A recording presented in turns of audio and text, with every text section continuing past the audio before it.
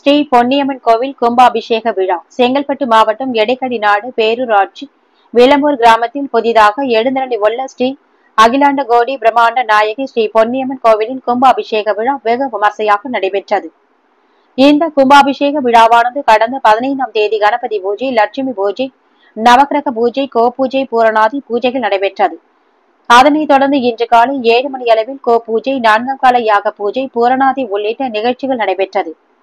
தொடர்ந்து காலை 9:30 மணி அளவில் யாகசாலையில் வைத்து பூஜிக்கப்பட்ட புனித நீரை சிவாச்சாரியார்கள் மேலதாளங்கள் முழங்க கோவிலை வலம் வந்து வேத மந்திரங்கள் முழங்க ராஜகோபுரத்தில் உள்ள கலசங்களுக்கு புனித நீர் ஊற்றி கும்பாபிஷேகம் செய்து வைத்தனர். மேலும் மூலவருக்கு புனித நீர் ஊற்றி கும்பாபிஷேகம் செய்யப்பட்டது. இதனைத் தொடர்ந்து மகா அபிஷேகம் மற்றும் அலங்காரம் செய்து தீபாராதனை நடைபெற்றது. இதில் சுற்றுவட்டார பகுதிகளிலிருந்து 1000 பக்தர்கள் கலந்து கொண்டு சுவாமி தரிசனம் செய்தனர்.